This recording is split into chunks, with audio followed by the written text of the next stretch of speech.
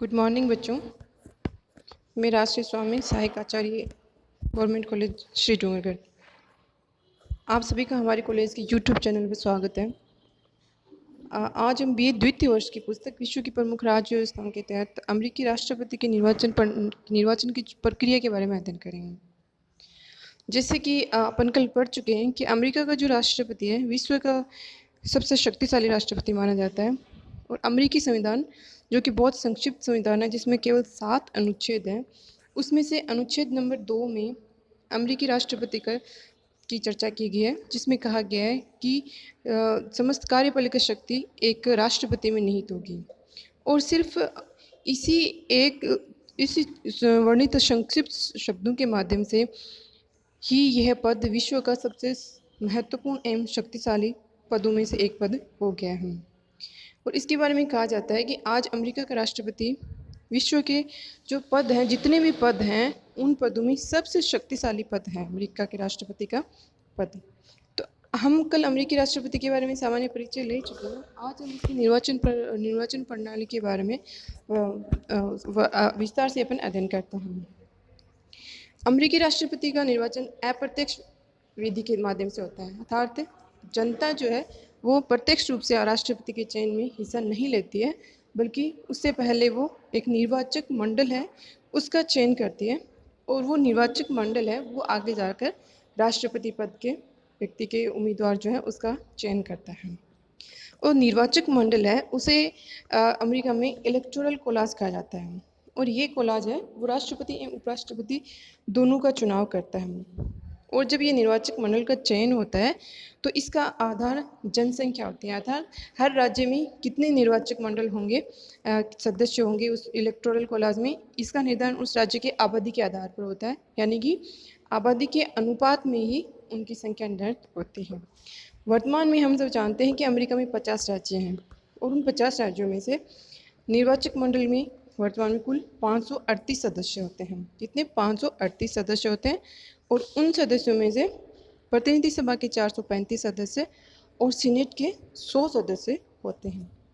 Colombia राज्य है America में, उसमें 3 सदस्य, कोलंबिया में उसके 3 सदस्य होते हैं और ये व्यवस्था 23 संविधान संशोधन द्वारा की गई है, अर्थात टोटल 538 सदस्य होते हैं निर्वाचक मंडल में।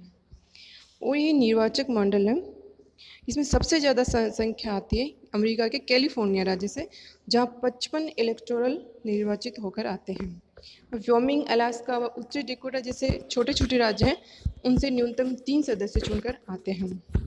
और इस तरह से जो 538 सदस्यों में से जिसको निर्वाचक मंडल के 538 सदस्यों में से जिस राष्ट्रपति को 270 निर्वाचन मंडल के सदस्यों का समर्थन प्राप्त हो जाता है वो अपने पद पर चयनित माना जाता है, यानी कि किसी भी राष्ट्रपति को निर्वाचित होने के लिए कम से कम 270 सदस्यों की, निर्वाचक मंडल के सदस्यों की सहमति की आवश्यकता होती है।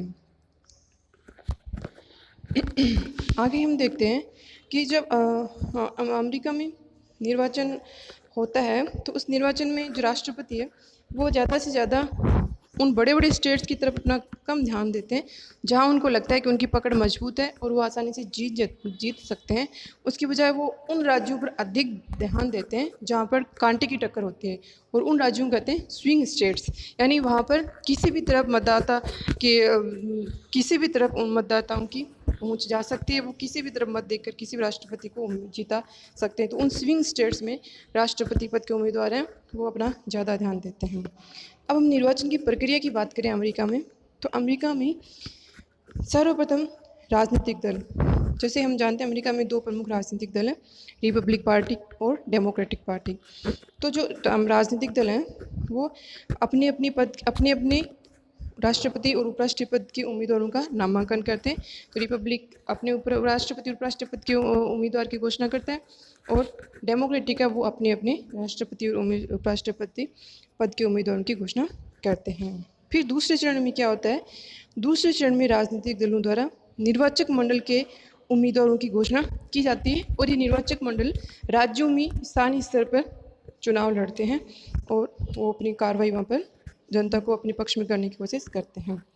तीसरे चरण में होता है जनता द्वारा निर्वाचन मंडल के सदस्यों का चुनाव किया जाता है। ठीक है, पहले राजनीतिक दल अपने उम्मीदवारों की घोषणा करते हैं, फिर वो अपने निर्वाचक मंडल के सदस्यों के राज्यों में घोषणा करते हैं। उसके पश्चात तीसरे चरण में जनता है वो निर्वाचक मंडल के सदस्यों का चुनाव करती है। आगे फिर अमेरिकी राष्ट्रपति के सदस्यों का चुनाव नवंबर माह के प्रथम सोमवार के बाद आने वाले मंगलवार को होता है। जो निर्वाचक मंडल के सदस्य हैं वो जनता के द्वारा चुन लिए जाते हैं। तो जो चुने हुए निर्वाचक मंडल है वो निर्वाचक मंडल फिर राष्ट्रपति पद के किस उम्मीदवार को उनको वोट देना है, वो वोट वो नवंबर माह के प्रथम सोमवार के बाद आने वाले मंगलवार को अपना वोट राष्ट्रपति पद के उम्मीदवार को देते हैं। आगे भी प्रत्येक राज्य के निर्वाचन मंडल के सदस्यों का चुनाव सूची प्रणाली के आधार पर होता है, अर्थात मत किसी उम्मीदवार को नहीं बल्कि राजनीतिक दल की सूची के पक्ष और विपक्ष में डाले जाते हैं। सूची प्रणाली का तात्पर्य है कि वोट किसी एक व्यक्ति विशेष को नहीं दिए जाते हैं। एक उम्मीदवार जो चुनाव में खड़ा है वो व्यक्ति नहीं होता बल्कि पूरे राजनीतिक दल को वोट दिए जाते हैं। राजनीतिक दल अपने जिस राज्य में भी चुनाव हो रहे हैं उस राज्य में जितनी सीट हैं, जैसे कि टेक्सास में 38 सीट है, तो उस राज्य में 38 सीटों पर राजनीतिक दल जब अपना चुनाव लड़ता है तो 38 के 38 उम्मीदवारों की एक साथ सूची बना देता है। और फिर जब निर्वाचक हैं जो सदस्य वोट देते हैं अमेरिकी नागरिक, वो उन 38 व्यक्तियों को अलग अलग वोट न देकर एक साथ सूची को वोट दे देते हैं। जिस राजनीतिक दल को उनको वोट देना है तो वो सूची को वोट देते हैं और इसके आधार पर वो 38 जिसको बहुमत मिल गया है, जिस दल को बहुमत मिला है, तो 38 के 38 मत उस दल के पक्ष में चले जाते हैं। अर्थात एक व्यक्ति विशेष को वोट न देकर एक साथ पूरे निर्वाचक मंडल को जिताया जाता है। और जो सूची प्रणाली है उसके तहत उम्मीदवार विशेष को वोट न देकर राजनीतिक दल को वोट दिया जाता है। इस तरह से अमेरिका में सूची प्रणाली का प्रावधान किया गया है। और जिस दल को किसी राज्य में मतदाताओं का बहुमत प्राप्त हो जाता है उसके सभी सदस्य उस राज्य में राष्ट्रपति के निर्वाचन मंडल के सदस्य चुन लिए जाते हैं। जैसे कि हमने पढ़ा था कि कैलिफोर्निया में कितने इलेक्टोरल होते हैं, कितने निर्वाचक मंडल के सदस्य होते हैं, 55 होते हैं। जब कैलिफोर्निया में सूची प्रणाली के माध्यम से डेमोक्रेटिक पार्टी की यदि सूची जीत जाती है तो उसमें जो 55 निर्वाचक मंडल के जो सदस्य हैं, वोट है 55, वो 55 वोट उस पार्टी को चले जाते हैं, क्योंकि उस पार्टी की जो उन्होंने सूची रखी थी वो पार्टी वहाँ पर जीत गई। सारे वोट डेमोक्रेटिक पार्टी के उम्मीदवार के राष्ट्रपति पद का उम्मीदवार है उसको चले जाते हैं। आगे इसमें हम देखते हैं कि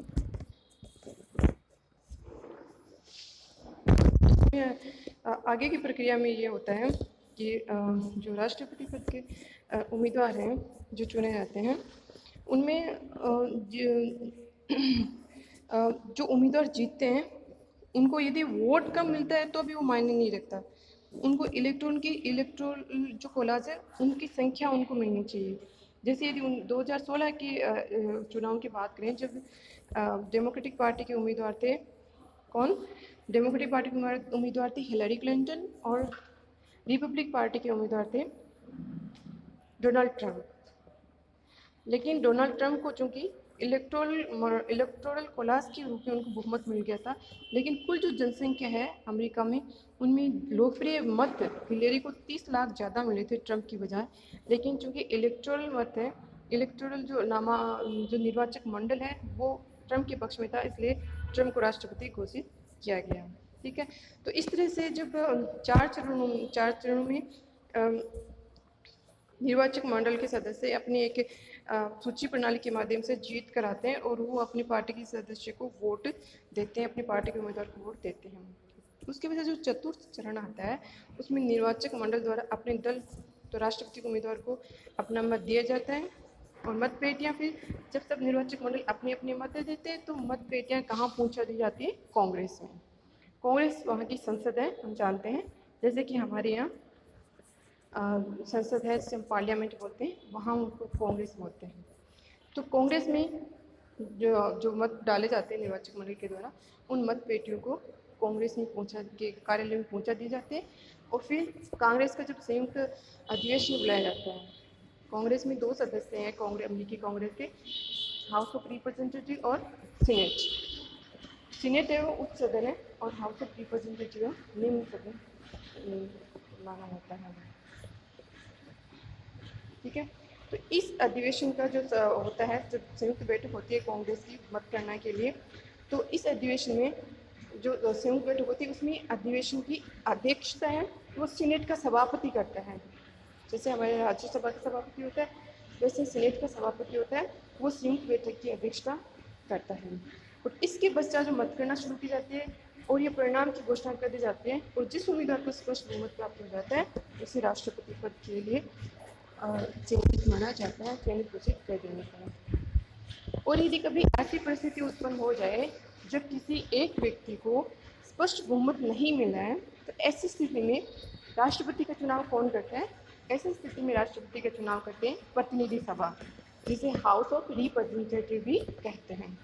प्रतिनिधि सभा क्या करती है? प्रतिनिधि सभा उस समय जो 3 सर्वाधिक जो मत प्राप्त करने वाले उम्मीदवार होते हैं, यानी राष्ट्रपति चुनाव में जो प्रथम 3 स्थान पर उम्मीदवार आते हैं, लेकिन उनको किसी एक वो 270 से ज़्यादा वोट नहीं मिले, यानी 50% मत उनको बहुमत जो कम से कम होना चाहिए वो उनको नहीं मिल पाया है, तो उन 3 सदस्यों में से उन उम्मीदवार मानता है उन प्रथम 3 सदस्यों को, और फिर उनमें से राष्ट्रपति का चुनाव प्रतिनिधि सभा करती है। और इसमें यदि जिस व्यक्ति को जीत जाता है इन 3 सदस्यों में से प्रतिनिधि सभा का बहुमत जिसको प्राप्त हो जाता है, वो अंतिम रूप से राष्ट्रपति के पद का ग्रहण करते हैं। अमेरिका में अभी तक सिर्फ एक बार ऐसा हुआ है, 1824 में अमेरिका में 4 उम्मीदवार थे, और उन 4 उम्मीदवारों में जो निर्वाचक मंडल था, इलेक्टोरल कॉलेज था, उसके वोट आपस में बंट गए थे, जिससे किसी को बहुमत नहीं मिल पाया था। और ऐसी स्थिति में हाउस ऑफ रिप्रेजेंटेटिव या प्रतिनिधि सभा ने राष्ट्रपति का चुनाव किया था। अब आगे हम देखें तो इसके पश्चात जो राष्ट्रपति जीत जाता है, जो बहुमत मिल जाता है उन निर्वाचक मंडल का, वो फिर अपनी शपथ ग्रहण करता है। ठीक है, और वो शपथ कब कर लेता है? वो शपथ लेता है 20 जनवरी को, शपथ लेता है 20 जनवरी को शपथ लेता है। और इस शपथ में उससे पहले हम देखें तो 20वें संविधान संशोधन 1933 के द्वारा ये व्यवस्था की गई थी कि ये शपथ है 4 मार्च की बजाय 20 जनवरी को ली जाएगी। या तो हम देखते हैं कि पहले ये शपथ थी, वो तारीख थी उसकी 4 मार्च। ठीक है, 4 मार्च थी, फिर संविधान में संशोधन हुआ 1933 में, और इस संशोधन में ये कहा गया कि ये जो तारीख है 4 मार्च की, उसको बदल कर हम इसको 20 जनवरी करते हैं। तो आज जब भी अमेरिका का नया राष्ट्रपति चुन कर आता है तो उसको शपथ लेने की तिथि होती है 20 जनवरी। अब अमेरिका का राष्ट्रपति विश्व का सबसे शक्तिशाली व्यक्तित्व होता है, लेकिन उसके ऊपर भी नियंत्रण एवं संतुलन का सिद्धांत लागू होता है। नियंत्रण संतुलन के सिद्धांत का मतलब है कि राष्ट्रपति को अपार शक्तियां नहीं दी गई है, राष्ट्रपति के ऊपर भी कुछ नियंत्रण लगाया गया है। ये कांग्रेस के माध्यम से नियंत्रण लगाया जाता है, और इस नियंत्रण में राष्ट्रपति को महाभियोग के माध्यम से हटाया जा सकता है। और महाभियोग की जो प्रक्रिया है वो 3 स्थिति में लागू की जा सकती है। पहले कि रिश्वत, यदि राष्ट्रपति ने रिश्वत लिया, या देशद्रोह का उसके मामला चल रहा हो, या ऐसा कोई जघन्य अपराध राष्ट्रपति ने किया हो जो कि उनके कानून के खिलाफ हो, तो इन 3 स्थितियों में राष्ट्रपति के खिलाफ महाभियोग का प्रस्ताव लाया जा सकता है। और ये प्रस्ताव सबसे पहले प्रतिनिधि सभा में लाया जाता है। प्रतिनिधि सभा में जब ये लाया जाता है तो उस प्रतिनिधि सभा की समिति बनती है, और ये समिति उस प्रस्ताव पर चर्चा करती है, और यदि उस प्रस्ताव को प्रतिनिधि सभा 2/3 बहुमत से पास कर देती है तो फिर ये प्रस्ताव जाता है सीनेट में।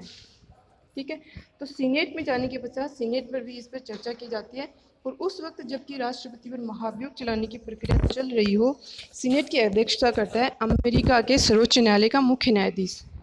ठीक है, तो उस वक्त सीनेट की अध्यक्षता सीनेट का अध्यक्ष न कर सर्वोच्च न्यायालय का मुख्य न्यायाधीश करता है, और इस प्रक्रिया के दौरान राष्ट्रपति पर अभियोग लगाने की सीनेट पूरी कार्रवाई करता है, और यदि सीनेट 2/3 बहुमत से राष्ट्रपति के खिलाफ प्रस्ताव पारित कर देता है तो राष्ट्रपति को अपने पद से इस्तीफा देना ही पड़ता है।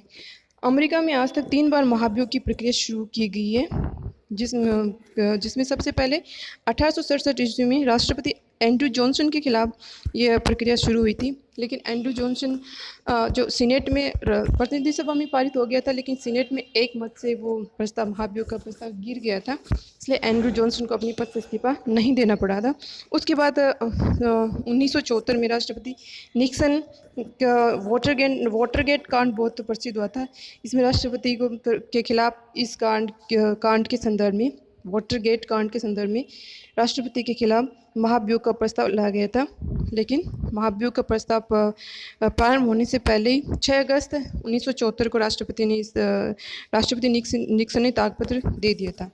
उसके बाद 1998-99 में राष्ट्रपति बिल क्लिंटन के खिलाफ महाभियोग की प्रक्रिया शुरू करने की कोशिश की गई थी, लेकिन क्लिंटन ने पहले माफ़ी मांग ली, तो ये प्रक्रिया आगे नहीं चल पाई और महाभियोग प्रस्ताव वहीं रुक गया। इस तरह से हम देखते हैं कि अमेरिकी राष्ट्रपति पर भी नियंत्रण एवं संतुलन के माध्यम से काफ़ी प्रतिबंध लगाए गए हैं, ताकि वो अपने आप में स्वेच्छाचारी या निरंकुश शासक न बन पाए। उसके पास अपार शक्तियाँ हैं, लेकिन उन शक्तियों पर भी कांग्रेस के माध्यम से नियंत्रण रखा गया है।